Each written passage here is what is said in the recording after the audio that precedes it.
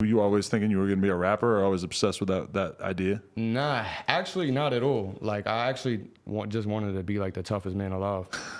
For real. And what, like just like on a street level, or were you out there like taking Muay Thai classes? Nah, I mean, I was an amateur boxer before I started rapping. Really? Yeah. And then I caught a case after, like I was amateur boxing from when I was 8 years old. So probably when I hit like 14. Whatever, 14, 15, whatever, started being too indulged. You caught a case at 14? Well, 15. That's why I corrected myself. 15, yeah. Right. Yeah, whatever. It was a pretty bad case and all that. And that was your first time getting arrested? Yeah, like really arrested. Yeah, like really being like, all right, now I'm in jail type of shit. Like, what the fuck happened? Well, here's the story. To keep it, should I keep it short or keep it a thou out? No, we need the long animated version. It's good. When I was like around that time, my mom's older. My mom's, she got sick and all that around that time. So I didn't really have that much money. And True Religions that time was big in New York, like the True Religion, jean suits and. If you didn't have that, you were basically homeless. Yeah, for real. Like that's how New York goes. You don't got the right clothes, you're a bum. But you're a bum. Fucking, I had fake True Religion jeans on. I knew they were fake, but like I'm tough, so I'm like I just didn't have it. Cops came and locked you up. You got fake trues on. Exactly. You're gone. That's why I went to jail. Nah. But for real though, I went to school one day and this kid had said kind of a comment about it. You know what I'm saying? Like I kind of just I didn't pay attention to it. I'm like, all right, cool. I waited till we left the classroom and I put him in a coma.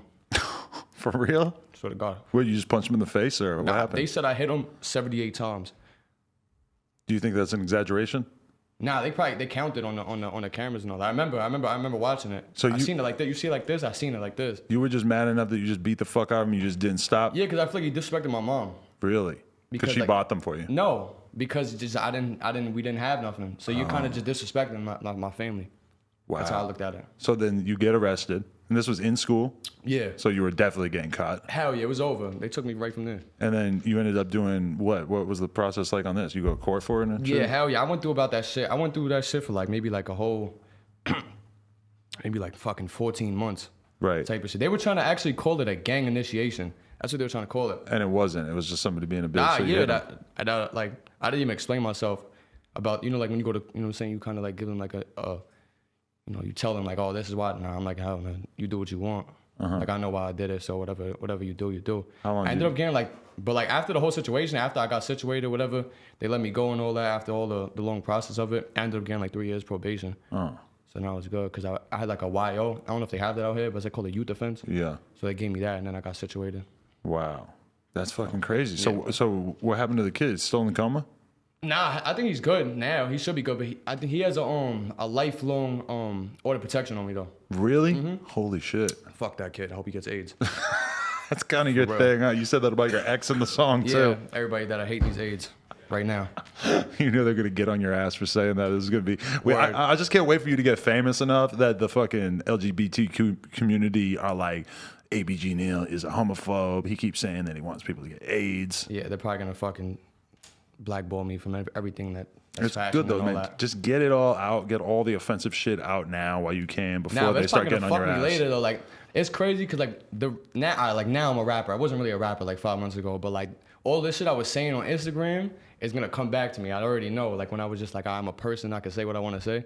That's gonna come back to me. Fuck me, I already know. Fuck it. But it's like you're a rapper. At the end of the day, like you have a weird level of protection because you're a rapper. True. They can't get that mad at you about a lot of stuff. I'm kind of supposed to be ignorant. Exactly. Right? Yeah. Or I'm bugging. They kind of want that from you, you know? Yeah. But then again, it's like the bigger you get, the more famous you get, the more shit that they're going to put on you. Like if you were up on stage at the Grammys one day, everything you ever did. That kid with the coma, he's back. Yeah, it's over. It's over. It's over. And that's just common knowledge too. Like you could Google that shit. I looked at that shit on Google a couple times. Really? Yeah, it was on the newspaper and all that. That's a pretty good story. I'm not going to lie. I beat him so bad. I actually miss doing that. For real. Just the fact that it was about True Religions. And he got beat up in my fake True Religions, so fuck that kid. Oh my God. Yeah. Proving that they are a appropriate fighting uniform. Exactly.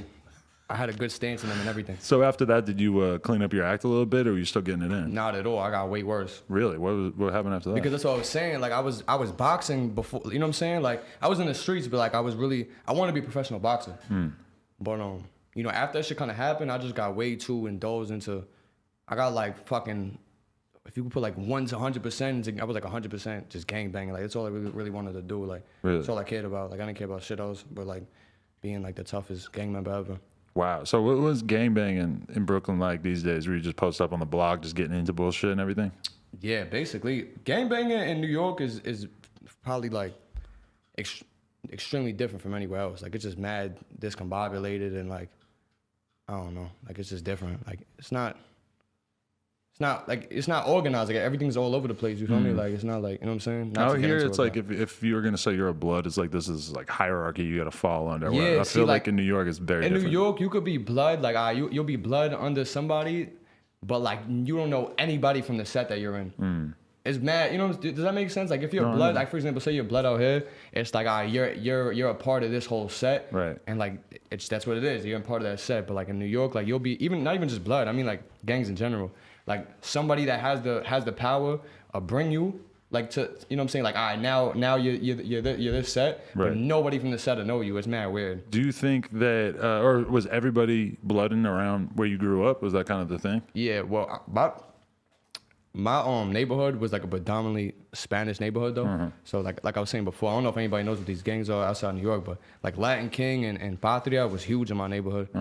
And also, and Blood too, but it was more Latin King, like the Spanish gangs were huge, like, you know, like the Puerto Rican and Dominican gangs were really big. Right. But Blood was big too though, but yeah.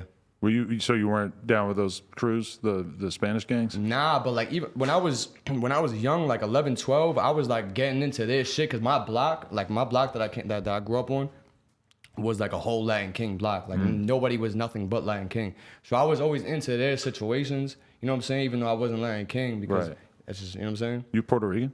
Nah, I'm Cuban. Cuban, okay. Damn, I knew you looked like Lil Pump a little bit. I fucking hate when people say that shit.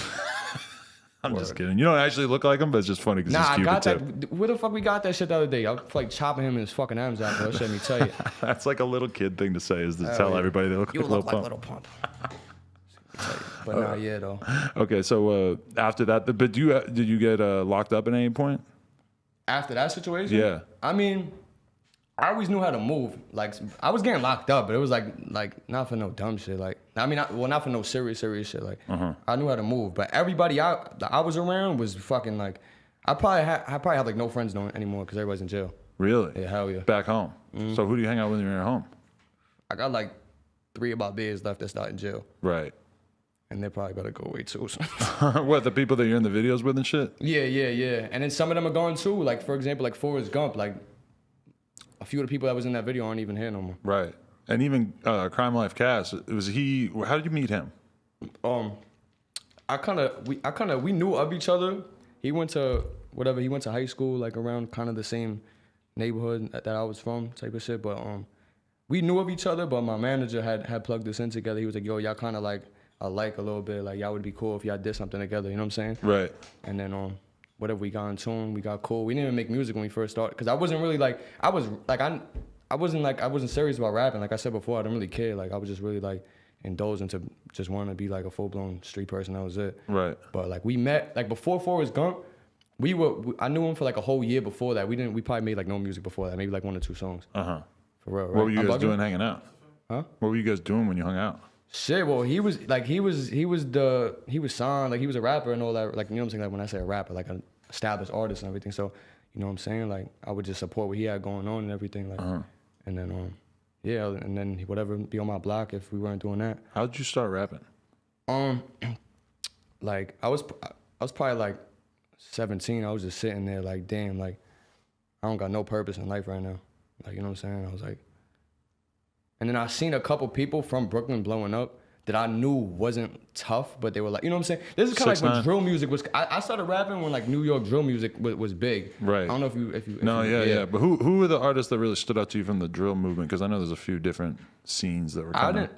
What, like in New York? Yeah. When I think of the drill shit, I think of like 22 Jeezy and fucking PNVJ. But there was a whole era before that. Yeah, they actually they came a little bit late. That was like, a little later, a little late. Yeah. Like I wasn't really into it. I mean, well, it was cool, but there was no artist I could say that I was like, yo, he was fire. But right. But back to what I was saying, like when I started kind of rapping around then, and I seen a couple people that I knew like kind of blowing up, like from Brooklyn, I'm like, yo, he's really not tough at all. Like, you know what I'm saying? Like, if he can blow up, I'm pretty sure I can rap and it'll work. Like, you know what I'm saying? Like, I have the whole background. Like, you know what I'm saying? There's like, nothing better than seeing a pussy rapper and you're like, well, he yeah, can rap, just I'm like, good. Yeah, hell yeah.